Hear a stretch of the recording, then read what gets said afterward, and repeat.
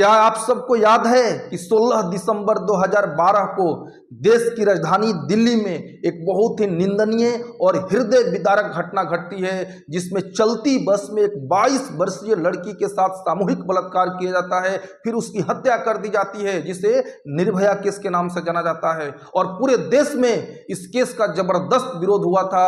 दोषियों के खिलाफ कड़ी से कड़ी सजा की मांग की गई ताकि ऐसी घटनाएं दोबारा हमारे देश में, हमारे समाज में न घट सके। और अंततः 20 मार्च 2020 को 4 दोषियों को फांसी के फंदे पर लटका दिया जाता है, लेकिन उसके बाद भी देश में निर्भया कांड जैसी घटनाएं होती रहीं। आपको जानकर के हैरानी होगी कि औसतन हमारे देश में हर दिन 90 बहन बेटियों के साथ रेप किया जाता है। अभी हाल फिलहाल में आर्जिकल मेडिकल हॉस्पिटल कोलकाता में एक 31 वर्षीय पोस्ट ग्रेजुएट सेकेंड ईयर की ट्रेनी डॉक्टर को रात में उसके साथ रेप किया गया और बड़ी ही निर्ममता पूर्वक उनकी हत्या कर दी जाती है। यह बहुत ही हृदय विदारक घटना है।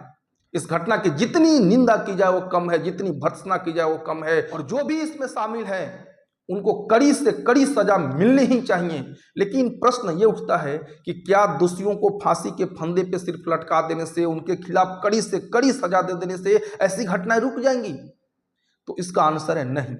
अगर ऐसी घटनाएं सिर्फ दोषियों को कड़ी से कड़ी सजा देने से ही रुक जाती तो फिर निर्भया केस के बाद दूसरी ऐसी घटना नहीं घटती। लेकिन ये घटनाएं आए दिन घटते रहती हैं। हम ये नहीं कह रहे हैं कि दोषियों के खिलाफ कड़ी से कड़ी सजा नहीं होनी चाहिए। जितनी कड़ी से कड़ी सजा हो सकती है वो इन ऐसे केस में दोषियों के खिलाफ होनी चाहिए। तो आज की वीडियो में हम लोग इसी पर चर्चा करेंगे कि आखिर ऐसी घटनाओं को रोकने का परमानेंट सॉल्यूशन क्या है। तो ऐसी घटनाओं का सबसे बड़ा जिम्मेदार हमारा एजुकेशन सिस्टम है।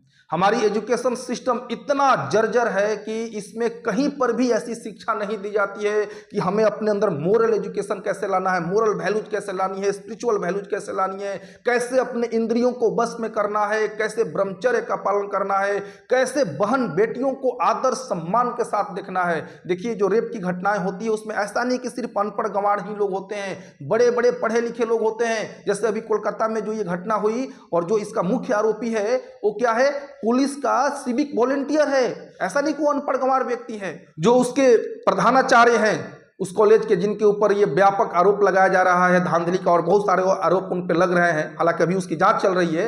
लेकिन ऐसे लोग पढ़े लिखे हैं, अनपढ़ गंवार लोग नहीं है। तो फिर पढ़े लिखे लोग ऐसी निंदनीय हरकत क्यों करते हैं? क्योंकि हमारी एजुकेशन सिस्टम में खामी है। अगर हमारा एजुकेशन सिस्टम सही होता तो फिर ऐसी घटनाएं नहीं होती। हम कितना भी मटेरियल एजुकेशन ग्रहण कर लें, इंजीनियर डॉक्टर बन जाए या साइंटिस्ट ही क्यों ना बन जाए, लेकिन जब तक हमारे अंदर स्पिरिचुअल वैल्यूज नहीं आएंगी, मोरल वैल्यूज नहीं आएंगी, तब तक हम इंसान नहीं बन सकते, जानवर रहेंगे। और ऐसी जो हरकतें हो रही है समाज में, ये जानवरों के समाज में भी ऐसी हरकतें नहीं होती हैं। तो सबसे पहले गवर्नमेंट को चाहिए कि बचपन से स्कूली शिक्षा में बच्चों को मोरल एजुकेशन दिया जाए, उनको स्पिरिचुअल वैल्यूज दी जाए, स्पिरिचुअलिटी की शिक्षा दी जाए, उन्हें अपने इंद्रियों को वश में करने की शिक्षा दी जाए, ब्रह्मचर्य का महत्व समझाया जाए, ब्रह्मचर्य पालन करने की शिक्षा दी जाए।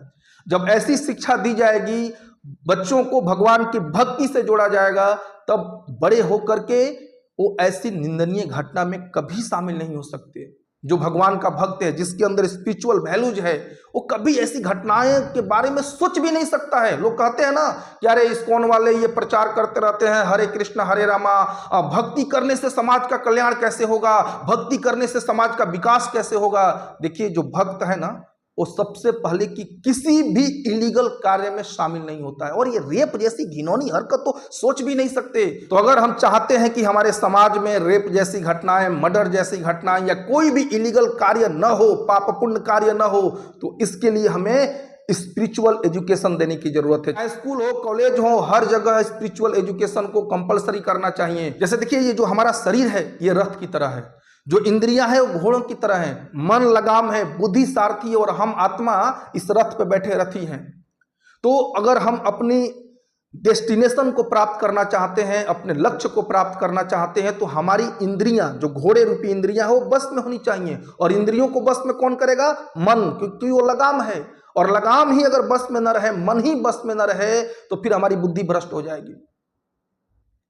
तो मन को बस में करना बेहद जरूरी है। और भगवत गीता हमें सिखाती है, भगवान हमें बताते हैं भगवत गीता के 6ठे अध्याय में कि अपने मन को कैसे कंट्रोल करें।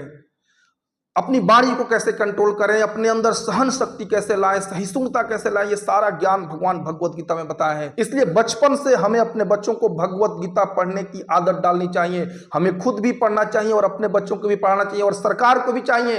अगर गवर्नमेंट सच में सीरियस है, चाहती है वो कि समाज में ऐसी घटनाएं ना हो, तो स्पिरिचुअल एजुकेशन को हमारे एजुकेशन सिस्टम में शामिल करें, क्योंकि सिर्फ मटेरियल एजुकेशन से हमारा सर्वांगीण विकास नहीं हो सकता।